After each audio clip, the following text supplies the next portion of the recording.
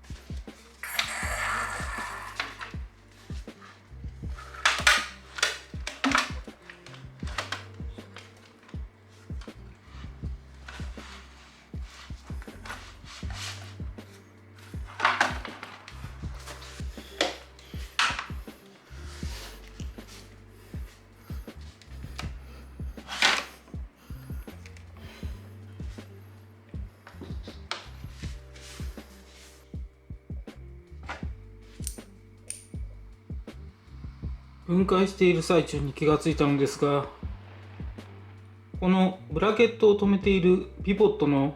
ネジを完全に締めてしまうと、ベアリングの動きまで固定してしまうことになるので、ベアリングの動きを阻害せずネジも完全に締められるように、このブラケットにワッシャーを追加したいと思います。ワッシャーはこの2種類です。これは S18 の時にも使用したシムワッシャーと、内径が 8mm、外径が 10mm、厚みが 8mm のカラーを使用します。まずピボットにシムワッシャーを 3、4 枚入れていきます。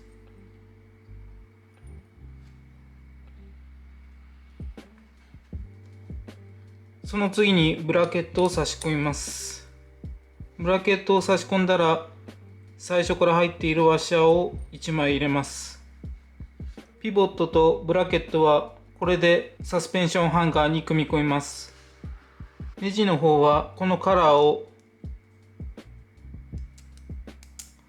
ネジに組み込み、この状態で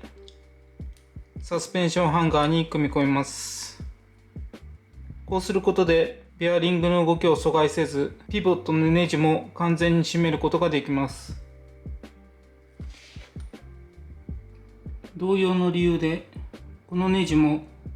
完全に固定してしまうとベアリングの動作を阻害してしまうので、ここにもカラーを挟みました。ピボットを表にすることでこの飛び出しは見えなくすることができるのですが、そうすると組み立てが非常に難しくなるので、とりあえずはこの状態にしておきたいと思います。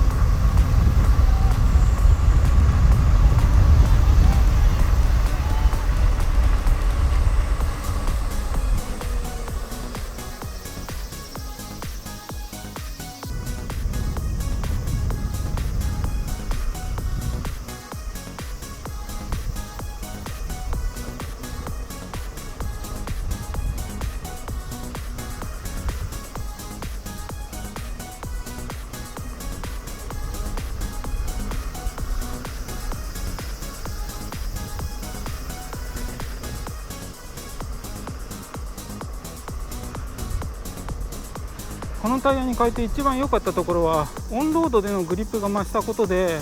タイトなターンがよりしやすくなったというところでしょうか。以前まではタイトな小カーブをすると結構バランスを崩してしまったりしたんですけれども、このタイヤだとタイヤがグリップしてくれてバランスを崩しにくいので、 S22 自体結構重たいのでバランスを崩しやすいっていう点では、前のオフロードタイヤではちょっとグリップが足りなかったと、そういう点を補ってくれるという点では、このタイヤに変えて正解だと思いますね。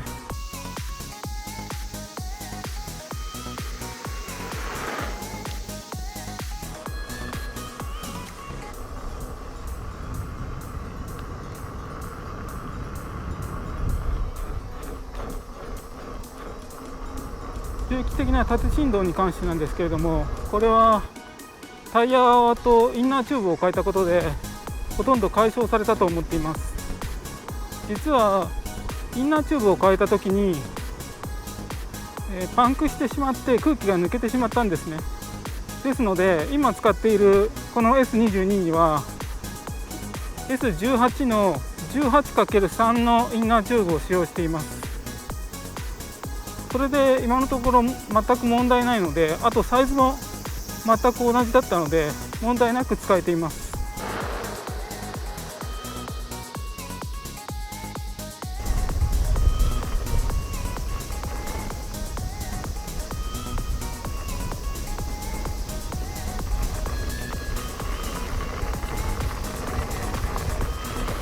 レール走行については圧倒的にデフォルトのオフロードタイヤの方が分がありますね。このタイヤだと少し草に足を取られるというか滑る感じがあるので、やはりトレイルはオフロードタイヤの方が有利です。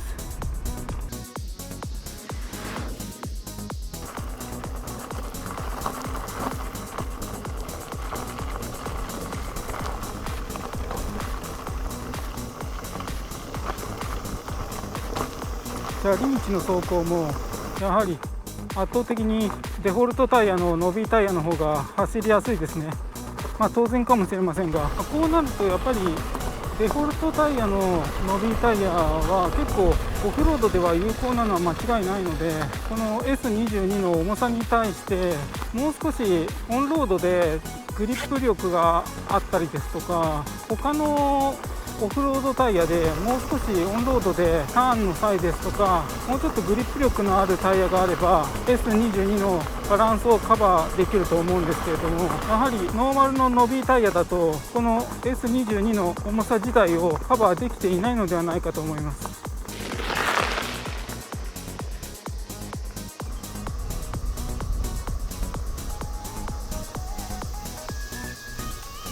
イムソンの TS622 にタイヤを変えた感想ですけれども、オンロードの性能は良くなってオフロードの性能は若干低下したといった感じです。この恩恵として特にオンロードのグリップが上がったので、このようにスラロームやタイトなターンなどでバランスを崩さず、乗れるようになったというのは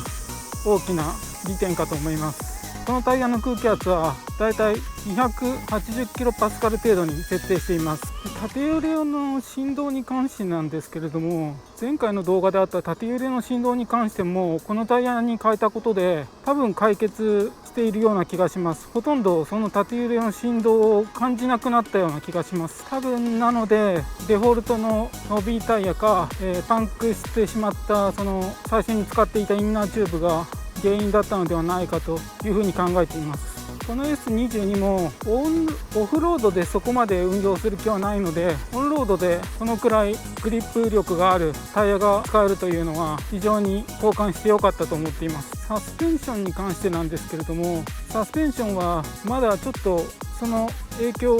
に関して測りかねている部分があります。どのような調整が一番最良なのかというところでちょっとまだよく分かっていない点が多いですね。今の設定としてはバネをある程度プリロードさせて、コンプレッションはだいたいソフトで、リバウンドもファストといったような割と素早い動きをするような設定に S18 に近いような設定にしてあります。もうちょっと S18 だったらその恩恵を感じられたんですけれども、ちょっとまだそのサスペンションの恩恵についてはサスペンションがよく働いているっていう風な感覚をまだちょっと得られていないので、これからサスペンションをいろいろ調整していって最良の調整を見つけていきたいと思いますね。